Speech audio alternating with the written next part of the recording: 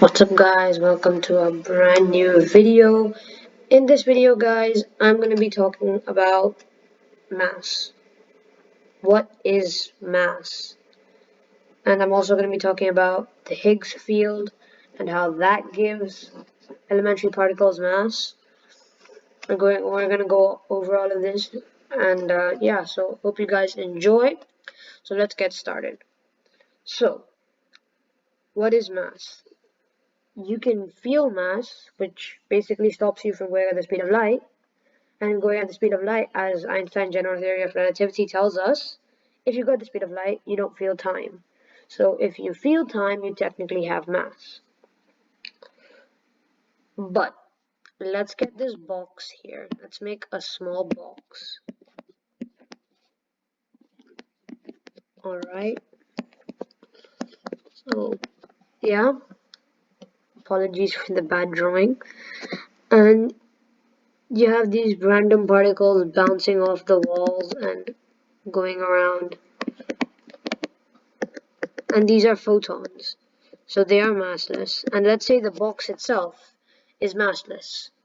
If you weigh this box on a weighing scale, so let's make the scale here. Well, what does it show us? Well, actually, this value here is not 0. It is not 0. This box somehow has mass. Where does this mass come from? Well, the mass comes from the confinement of the photons. Well, how much mass does it have? Well, you can derive it like this. Mass equals the energy of the photons over light squared. That is the same thing as E equals mc squared, except I just put this here and put this here. And I put a division sign. That's all. And when Einstein posted his paper, this is how he put it. He put it as m equals E over c squared. He did not put it as E equals mc squared. That is how we have manipulated the equation to, I guess, make it easier to read. So if, let's say, the energy of these photons is c squared, then your mass would be like 1. And the thing is that the speed of light squared is so much that when you divide the energy and you get this extra mass, it's so small that you don't notice it.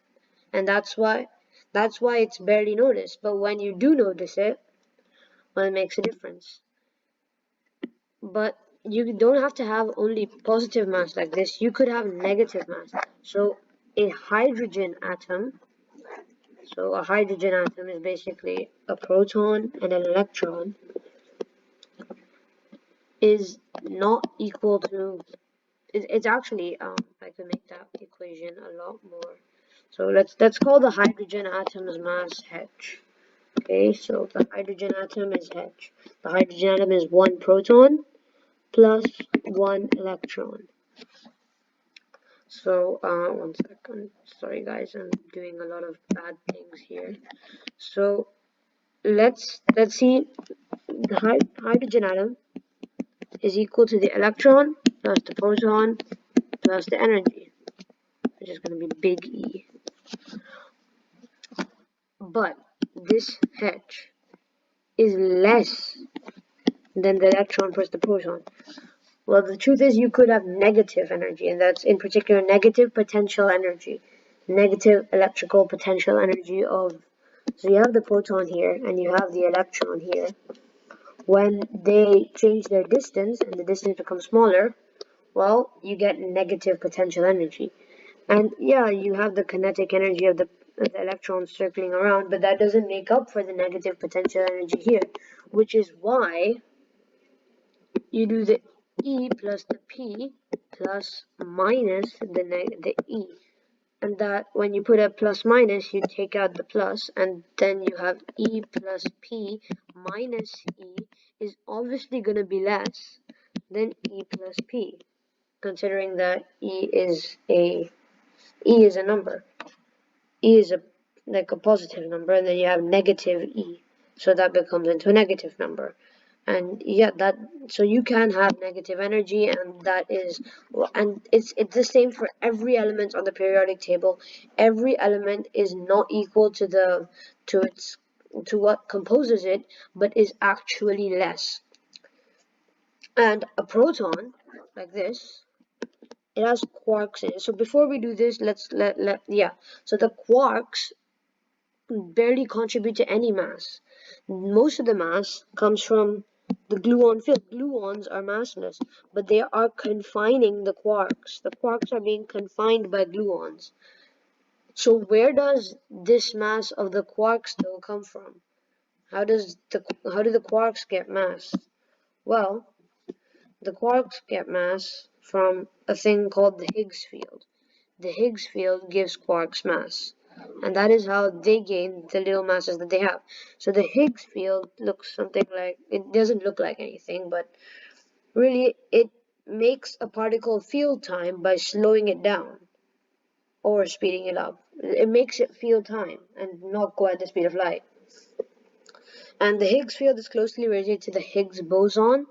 And the Higgs boson was a very important discovery in 2012 when it was discovered, because they needed a particle to associate with the field, and that's how particles get their masses. Photons have no mass because they don't interact with the Higgs field, but other things do, and that is why they have mass. So the Higgs boson clearly interacts with the Higgs field a lot, which is why it is a very massive particle. It has 124.97 giga electron volts, which is a lot. Approximately, and that's a lot of mass for a particle, and it's a boson after all, so it interacts with the Higgs field a lot. So yeah, that is how things get their mass. So like and subscribe for more videos like this, and don't forget to hit that post notification bell so you don't miss videos. And yeah, I hope you guys enjoyed, and yeah, peace.